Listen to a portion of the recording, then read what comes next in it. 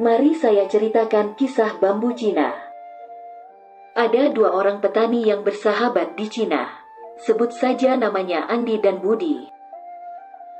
Mereka memiliki lahan kosong. Mereka pun diskusikan apa yang harus mereka lakukan dengan lahannya.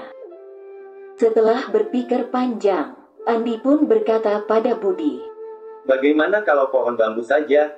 Nanti setelah beberapa tahun, lahan ini akan jadi hutan bambu, dan kita akan untung besar." Budi pun setuju. Dia anggap itu ide bagus. Andi pun menjadi semangat, lalu berkata pada Budi, "Baiklah, ayo kita mulai. Tapi ingat, butuh waktu untuk mendapatkan hasil." Mereka pun mulai bekerja menggarap ladang. Mereka mencabut semua rumput liar di lahan mereka.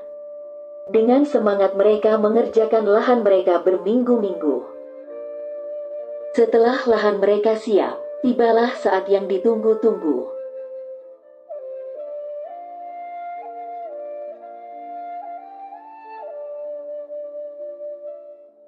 Seharian mereka menanam bibit ke semua lahan mereka.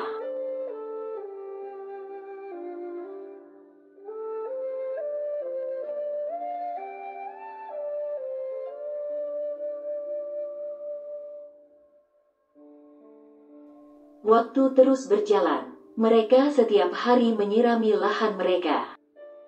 Setiap hari mereka melakukan hal yang sama. Tapi tidak ada satupun benih yang muncul di permukaan.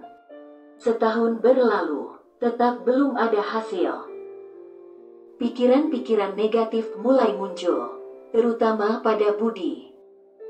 Hari terus berlalu, hasil tetap tidak ada. Budi pun akhirnya menyerah. Budi memutuskan pergi, dan pergi menanam tanaman yang lebih cepat menghasilkan. Andi tetap teguh dan yakin pada jalannya. Dia yakin akan pengetahuannya. Dia pun terus melanjutkan rutinitasnya. 2 tahun berlalu, tetap tidak ada hasil. Andi mencoba tetap teguh. Tahun ketiga, tetap tidak ada hasil. Frustasi semakin bertambah. Teman-teman mulai menasehatinya untuk berhenti. Lahan sayur Budi sudah menghasilkan, sementara lahan Andi belum ada hasil apapun. Tahun keempat, juga belum ada hasil. Andi masih terus siram lahannya. Di tahun kelima, Andi masih terus melakukan rutinitasnya.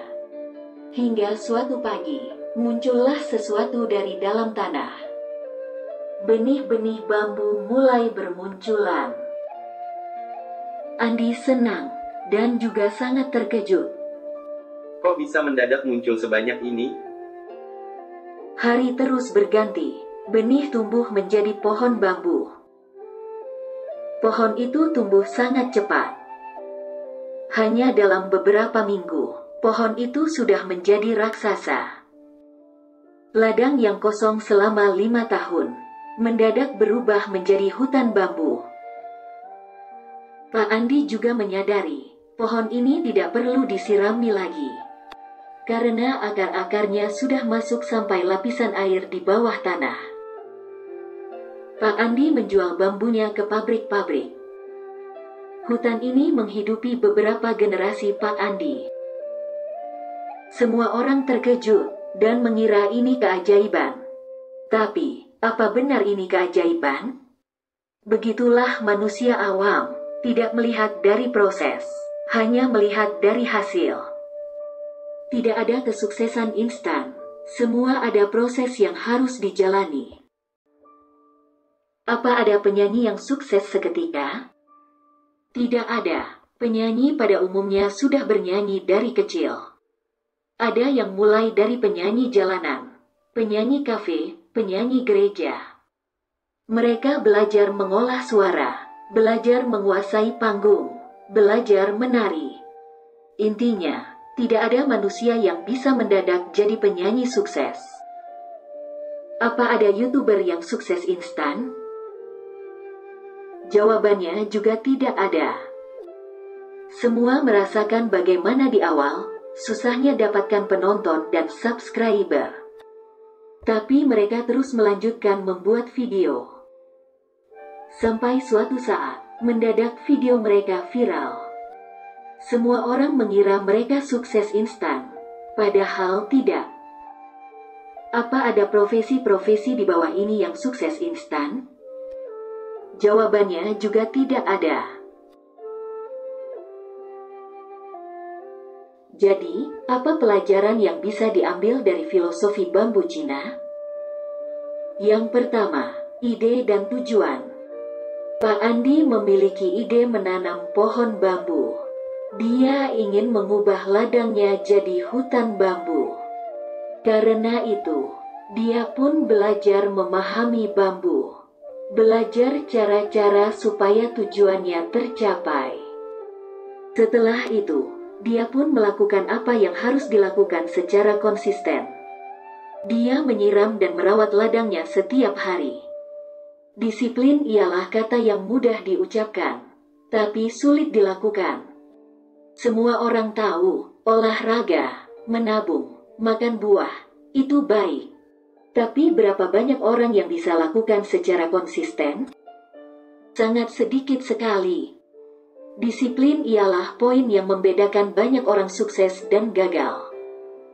Poin terakhir ialah keyakinan. Pada cerita Pak Andi dan Pak Budi, Pak Budi kehilangan keyakinan di tengah jalan karena belum melihat hasil. Dia berhenti di tengah jalan. Dia tidak menyadari akar-akar bambu sedang dibentuk di dalam tanah.